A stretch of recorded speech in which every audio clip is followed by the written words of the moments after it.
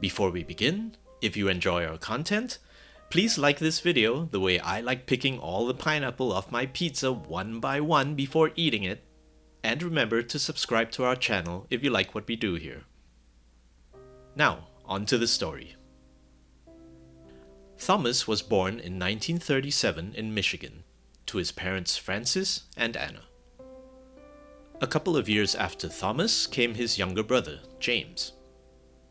Thomas absolutely idolized his father, who was a trucker, even at a very young age.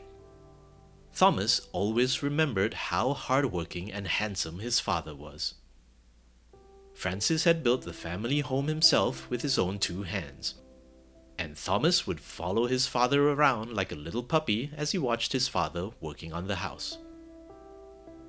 Unfortunately, Francis was not in the best of health during this time, and suffered from severe stomach ulcers.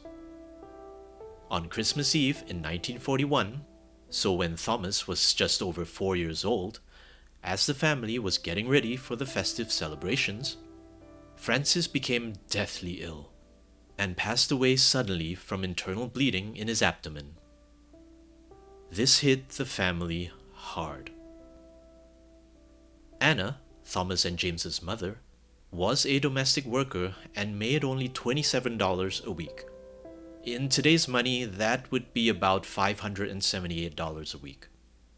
Anna realized this wasn't going to be enough for the family, and she started thinking of ways to make more money. She ultimately decided to go back to school to study nursing. However, the responsibilities of raising two young boys on her own while in nursing school proved to be overwhelming. At first, she tried sending the boys to several foster homes to live for weeks at a time. But then, in 1943, Anna made the heart-wrenching decision to place her sons Thomas and James into an orphanage. Thomas was 6 at the time. The St. Joseph's Home for Boys was a Catholic orphanage run by a group of Polish nuns.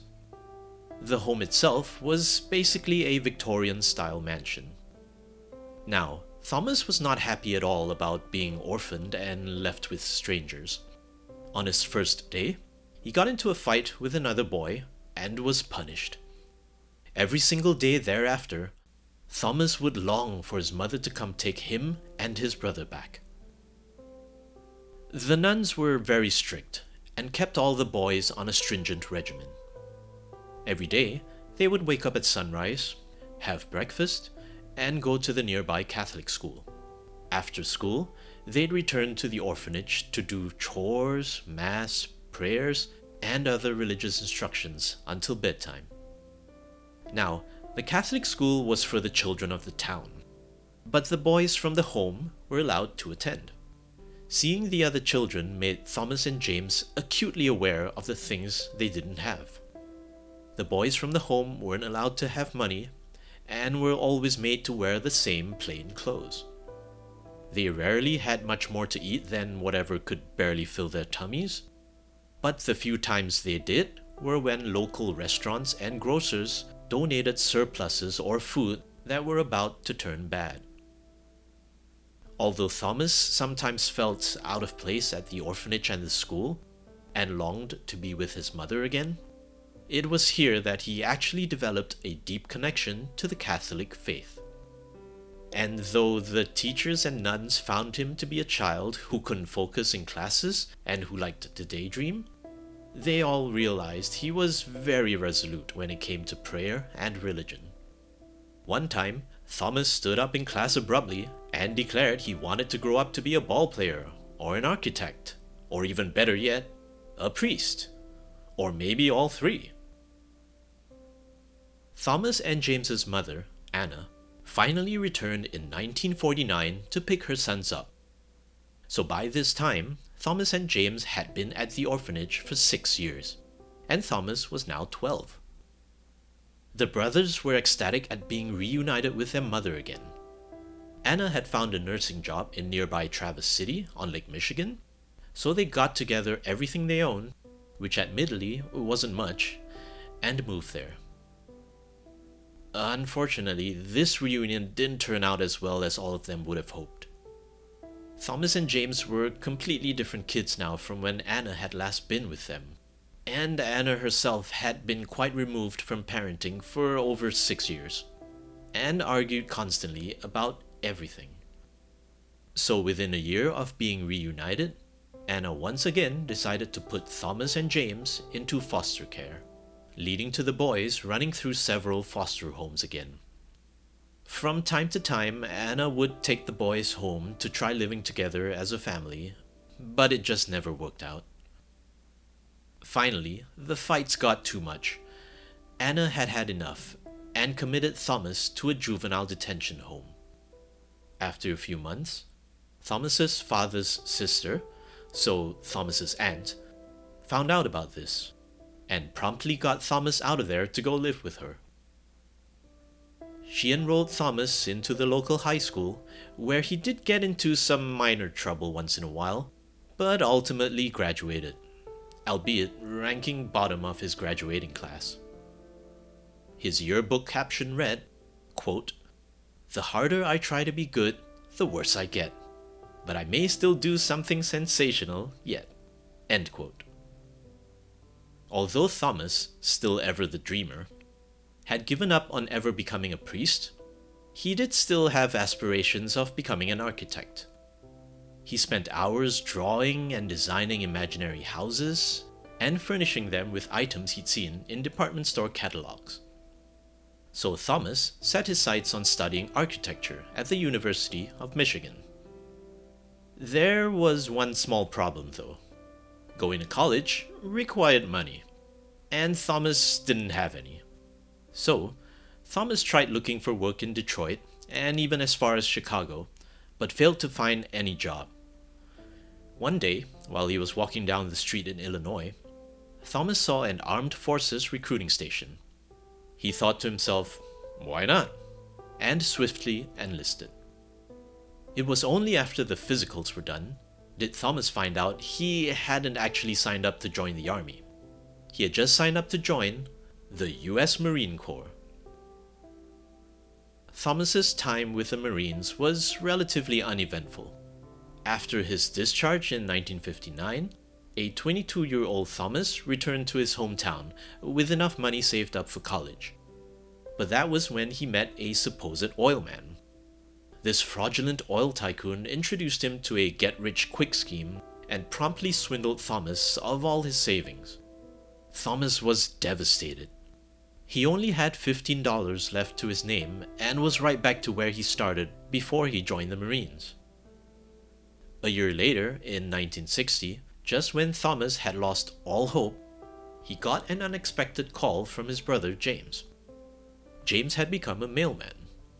Along one of his routes, he'd learned of a business opportunity. An owner of a local pizzeria, a guy called Dominic, was willing to sell his struggling restaurant for dirt cheap. James had worked briefly in another pizza parlor a year or so ago, and said he was able to get a loan from a local credit union. Thomas practically jumped at the chance to partner with his brother. They borrowed $900, which in today's money would be about $9,500, and bought the restaurant. Originally, Thomas had intended to use the pizza business as a way to pay for college, where he still had dreams of becoming an architect. He did enroll in the University of Michigan, but had to eventually drop out as the business was losing money, so he couldn't pay for the tuition fees. And he just didn't have the time to study either, as he was working 100-hour weeks, often sleeping at the shop.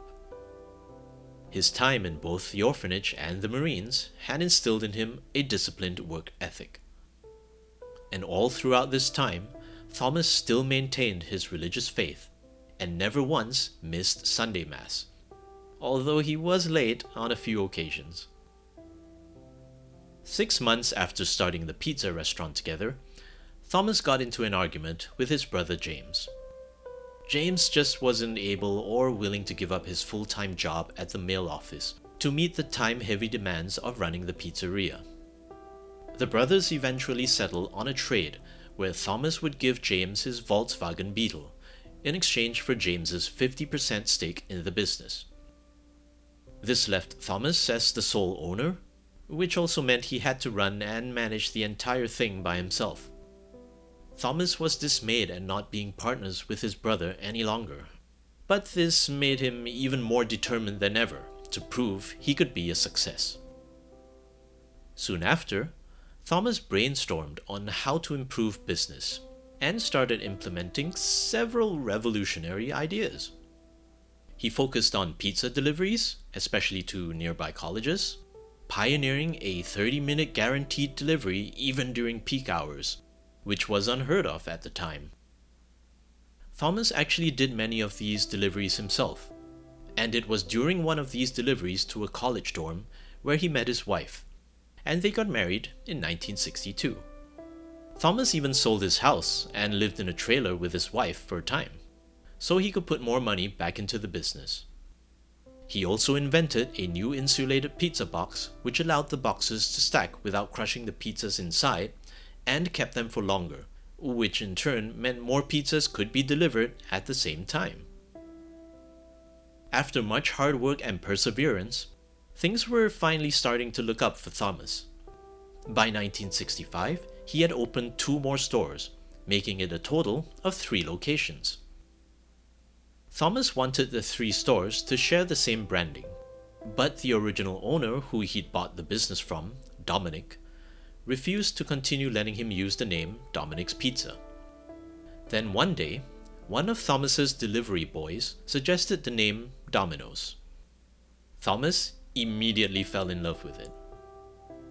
And that was the story of Thomas, better known as Tom Monahan, and how Domino's Pizza was founded.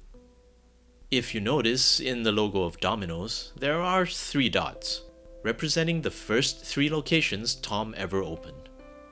Since then, Tom has gone on to make several more innovations in the pizza delivery space, and Tom himself has done some rather interesting things over the years since. Domino's Pizza is now a global franchise with approximately 15,000 stores in 83 countries. That's it for today. Thank you for listening to 15 More or Less. Please remember to like and subscribe if you enjoy what we do here. It really helps our channel, and we appreciate it immensely. If there's a story you'd like us to cover, or have a story of your own you'd like us to share, you can email us or leave a comment below. I'm M15, thanks for listening, and see you guys in the next story.